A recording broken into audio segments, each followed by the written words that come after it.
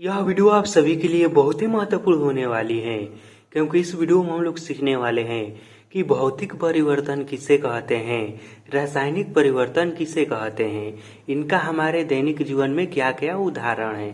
तो यदि आप भौतिक परिवर्तन और रासायनिक परिवर्तन को बहुत ही अच्छे से और आसान भाषा में सीखना चाहते हैं तो इस वीडियो को शुरू से लेकर अंत तक और ध्यान से जरूर देखिएगा।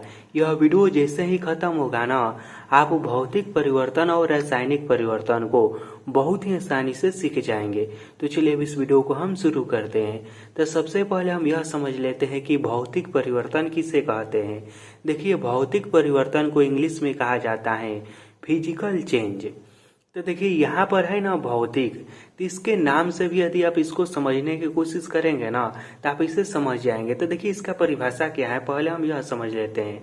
तो देखिए भौतिक परिवर्तन का यह परिभाषा होता है कि वैसा परिवर्तन जिसमें पदार्थ के रूप में परिवर्तन होता है तथा पदार्थ का मूल गुण नहीं बदलता है, उसे भौतिक परिवर्तन कहते हैं। देखिए यहाँ पर रूप से कहने का मतलब कि वैसा परिवर्तन जिसमें केवल पदार्थ के आकार में परिवर्तन होता है, उसके मूल गुण वही रहता है, मूल गुण नहीं बदलता है, उसे ही भौतिक परिवर्तन कहते हैं।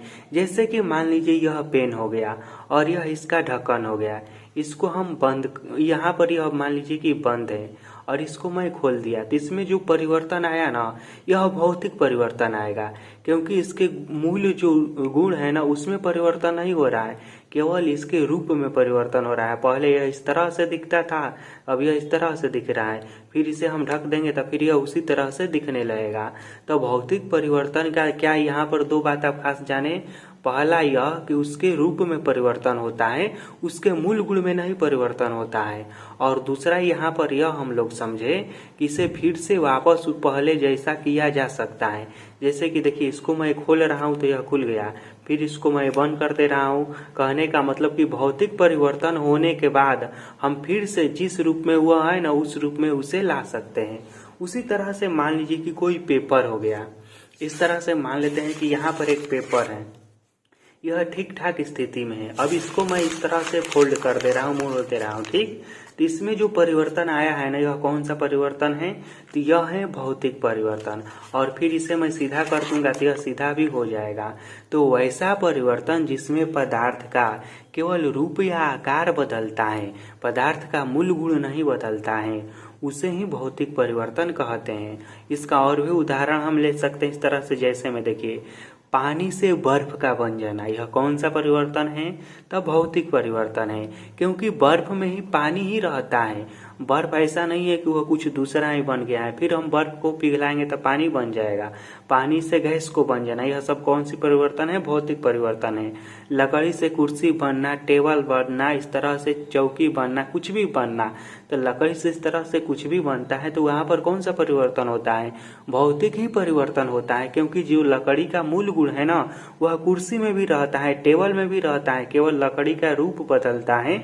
इसमें लकड़ी का ऐसा नहीं है कि लकड़ी से जब कुर्सी बन गया तब उसमें लोहा वाला गुण आ जाएगा, ऐसा थोड़ी होता है। कुर्सी है लकड़ी का तो लकड़ी ही रहेगा ना। तो इस तरह के कुछ भी परिवर्तन होता है ना जिसमें वस्तु का मूल गुण नहीं बदलता है, केवल रूप या आकार बदलता है, उसे ही भौतिक परिवर्तन या फिजिकल चेंज कहेंगे। अब हम समझते हैं कि रासायनिक परिवर्तन किसे कहते हैं, जिसे केमिकल चेंज भी कहा जाता है। तो देखिए रासायनिक परिवर्तन कैसे परिवर्तन को कहा जाता है, तो वैसा परिवर्तन जिसके पदार्थ के मूल गुण में परिवर्तन हो जाता है और वह पूरी तरह से नया पदार्थ बन जाता है, उसे ही रासायनिक परिवर्तन कहते हैं। रासायनिक परिवर्तन में क्या होता है कि पदार्थ का आकार तो बदलता ही है, साथ ही साथ उसके मूल गुण में ही परिवर्तन हो जाता है। फिर वह पहले जैसा पदार्थ नहीं रह पाता है, वह बिल्कुल एक नया पदार्थ बन जाता है। जैसे मैं यहाँ पर समझिए, देखिए अभी मैं इस पेपर को आपको फोल्ड करके मोड़ कर दिखाया था ना, अब यहाँ पर यह पेपर है, ठीक। अब इसको मैं क्या करता हूँ, यहाँ पर माचिस बार के इसको मैं जला देता हूँ। अब यह जल जाएगा तो क्या बन जाएगा, यह बन जाएगा राख।